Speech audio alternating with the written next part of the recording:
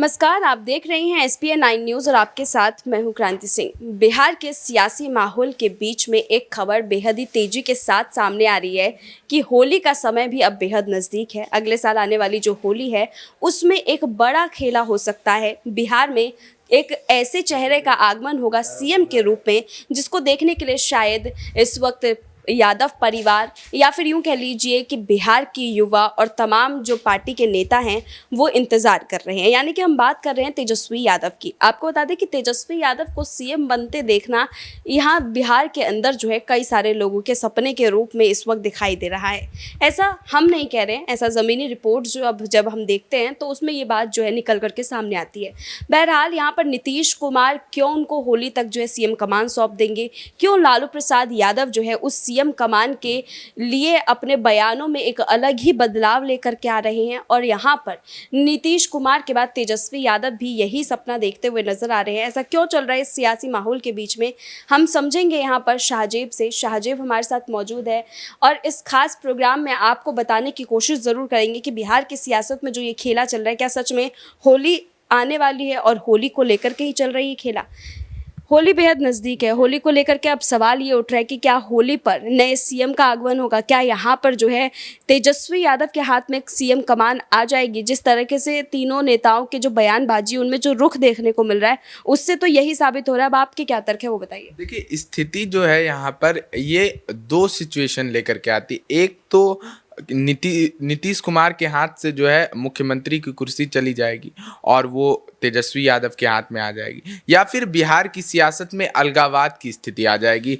याद कीजिए कि 2020 में जिस समय नीतीश कुमार मुख्यमंत्री बनाए गए थे उसके बाद कहीं ना कहीं भाजपा ने भी ये काम करने का, वहाँ पर नीतीश कुमार को चिताने का काम किया था कि जो 2020 का जो चुनाव है उसमें हमने सीट ज़्यादा होने के बावजूद आपको मुख्यमंत्री बनाया है, तो ये हमने आप पे कहीं ना कहीं एहसान किया। और वहीं से जो है नेताओं की बयानबाजी शुरू हो चुकी है। अभी देखिए, जदयू के वरिष्ठ नेता है शिवानंद तिवारी, उनका भी अब यहाँ पर लगातार बयान आ रहा है। लगातार वो राजद परिवार को जो है तिरछी आंख जो है घेरते नजर आ रहे हैं। तो देखिए, जिस तरीके से लालू यादव का सपना रहा है, लालू यादव ने कहा है कि मेरे बेटे को जो है बिहार का मुख्यमंत्री मुझे बनाना है, तो और देखिए युवा भी चाहते हैं, क्योंकि जिस तरीके से तेजस्वी यादव एक युवा है और बिहार में जो है युवा अब काफ़ी ज़्यादा विकसित हो चुके हैं, इस वजह से वहाँ पर वो एक युवा मुख्यमंत्री चाह रहे हैं। इस वजह से लगातार, लेकिन किसी तरीके से पहले राजद को सत्ता में आना था।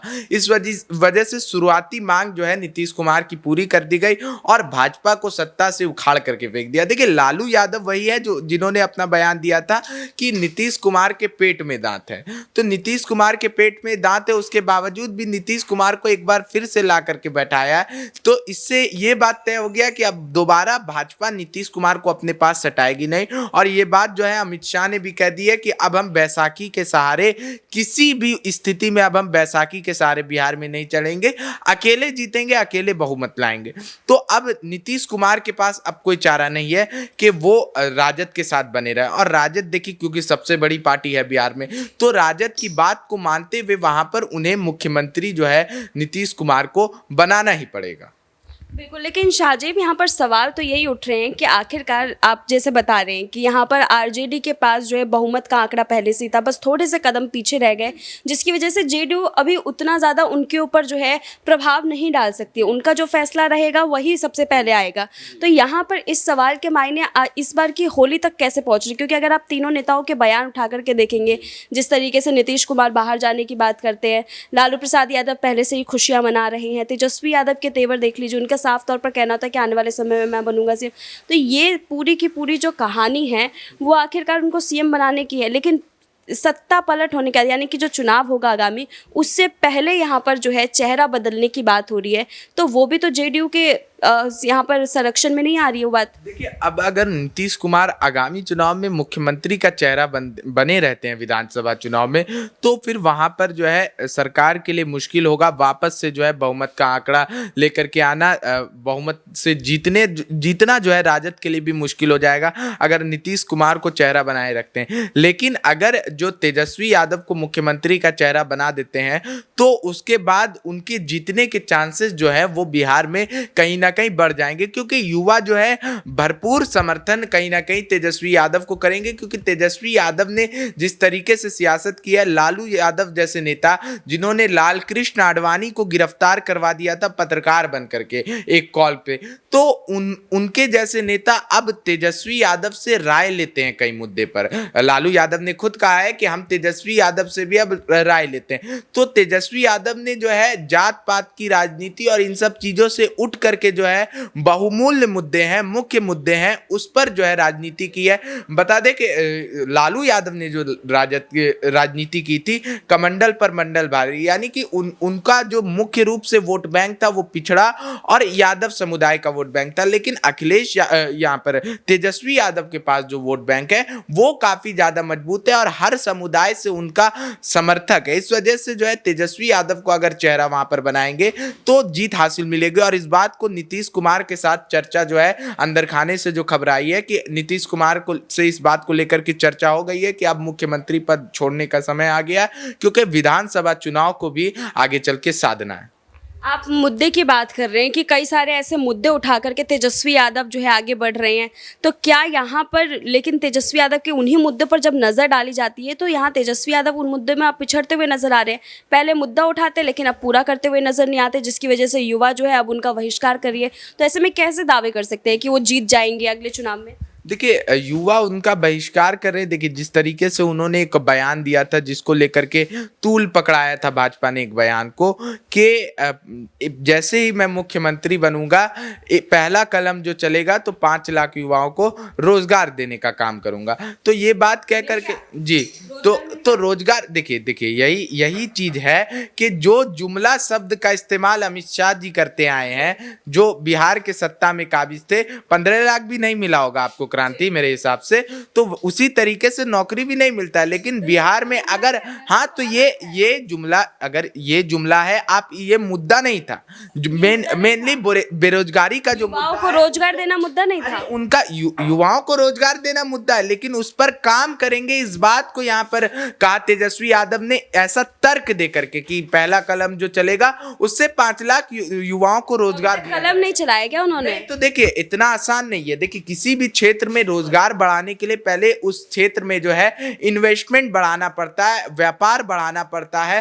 फैक्ट्री जो है वो बढ़ानी पड़ती है। और बिहार में जो है अभी भी इन्वेस्टमेंट की जो है काफी ज्यादा कमी है। और अगर तेजस्वी यादव जैसा युवा चेहरा वहां पर आता है तो समय तो जी बिल्कुल यही समय तो बीजेपी भी मांग रही है ना कि हमको भी समय दो तो हम काम करके दिखाएंगे, हमको भी समय लग रहा है। जब समय उनको लग रहा है तो समय तो यहाँ बीजेपी को भी लग रही है। बीजेपी गलत कैसे? 8 साल इन्होंने क्या किया? 8 साल केंद्र की सत्ता में इन्हें लगातार दूसरी बार लोगों ने इन्हें मौका दिया सत्ता में, लेकिन इन्होंने क्या किया? इन्होंने मंदिर बनवा दिया, युवाओं को रोजगार नहीं दिया। अब बीजेपी की आईटी से लगातार तेजस्वी यादव भी तो जंगल राज लेकर के आ रहे हैं। जंगल राज? कैसा जंगल राज? कौन सा ऐसा राज्य बताइए? अखबार देख रहे हैं आप? अखबार देख रहे हैं? मैंने देखा है, अखबार तो मैं पढ़ता ही नहीं हूँ। ये वही अखबार है जो प्रधानमंत्री का जो है विज्ञापन पूरे जगह लगा करके रखता है। वो न्यूज कहाँ पर? जी बिल्कुल।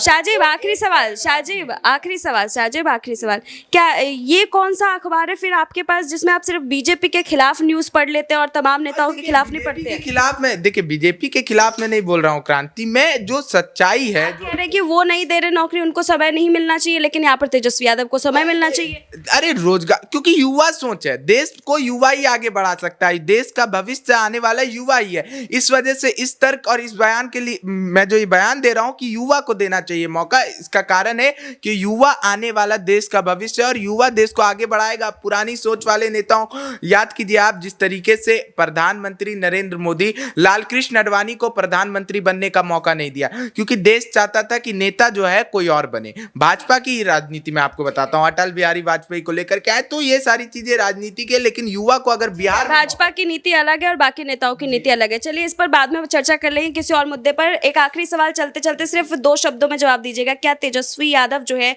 वो जीत दर्ज करने के बाद जो अगली बार की जीत दर्ज की एक आइडियोलॉजी लेकर के चल रहे, क्या उसी के बिना पर उन्हें सीएम बनाने की कोशिश हो रही है?